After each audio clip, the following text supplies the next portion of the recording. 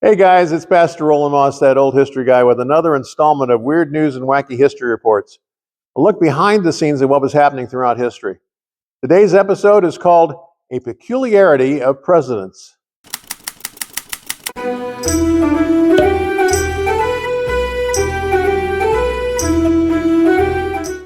No matter who's elected president of the United States, someone's unhappy.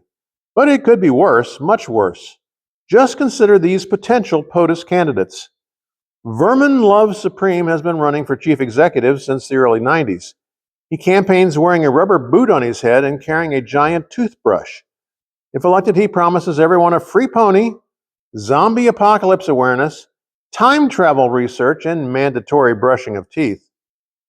And then there's Jello Biafra, born Eric Reed Boucher, former lead singer of the Dead Kennedys. With a death row inmate as a running mate, Jello would ban the military, establish a maximum wage, and lower the voting age to 5. In 2000, he lost the Green Party nomination to Ralph Nader. Moving right along, we have ex-wrestler and self-proclaimed vampire Jonathan Albert the Impaler Sharkey, who advocated the torture and impaling of criminals. His album of Elvis songs never really took off, much like his 2012 presidential campaign. And on a similar note was Roseanne Barr's 2012 run for the Oval Office. Also running for the Green Party nomination, she wanted to mandate re-education camps for Wall Street bankers, or else their execution by beheading. Wonder why she lost? See, it could be worse. Much worse. And in other news, the presidential inauguration is America's biggest shindig.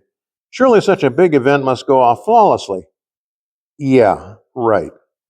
Franklin Roosevelt was sent an invitation to his own 1937 inauguration. Tongue-in-cheek, he RSVP'd that official business and important appointments would keep him away. He then added, "I've rearranged my engagements and think I may be able to go." William Howard Taft's 1909 ascent to the presidency was almost snowed out. Held in March back then, it took 6,000 men and 500 wagons to clear some 58,000 tons of snow from the inaugural parade route. A mysterious illness, probably dysentery, swept through D.C.'s lavish National Hotel during James Buchanan's 1857 installation events, sickening nearly 400 guests, including the new chief executive, and killing 36, including 3 congressmen.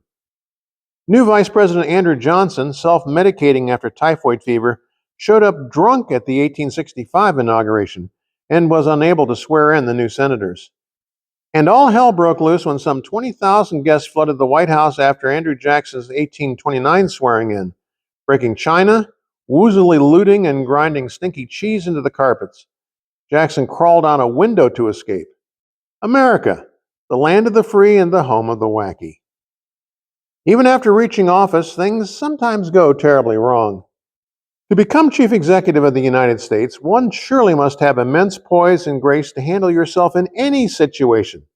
Wrong. Here are some of the more memorable presidential flubs.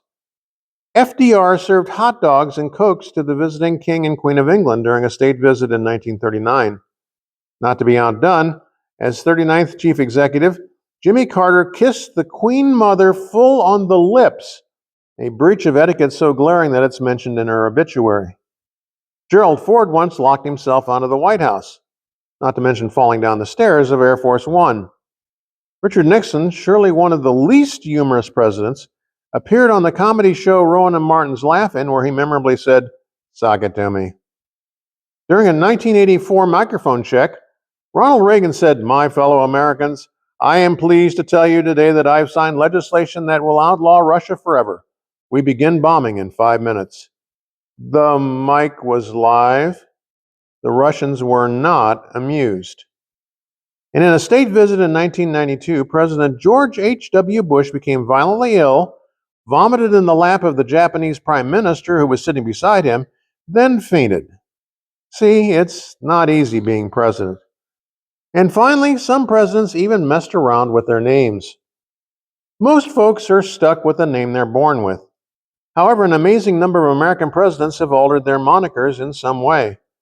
4 were well known only by their initials: Franklin Delano Roosevelt, FDR; John Fitzgerald Kennedy, JFK; Lyndon Baines Johnson, LBJ; and Um, got you stumped? You remember now that Theodore Roosevelt was well known in his days as simply TR. Three others didn't bother using their first names at all: Stephen Grover Cleveland, Thomas Woodrow Wilson, and John Calvin Coolidge. Another, Dwight David Eisenhower, rearranged his name. He was actually born David Dwight Eisenhower. Grant was born Hiram Ulysses Grant, a name he despised since the initials spelled hug. When his congressman incorrectly wrote his name on his West Point application as Ulysses Simpson Grant, U.S. Grant never bothered to correct the error. And finally, one chief executive underwent a complete name overhaul. Leslie Lynch King Jr. came into the world in Omaha, Nebraska on July 14, 1913. But all was not well in the King household, and baby Les's parents divorced. Moving to Grand Rapids, Michigan, Dorothy King met and fell in love with Jerry Ford. After they wed, Ford adopted little Leslie and renamed him Gerald Rudolph Ford, Jr. And that's about all the time we have for this episode of Weird News and Wacky History. Until next time, I'm Pastor Roland Moss, the weird old history guy, wishing that all your history may be just a little bit weird.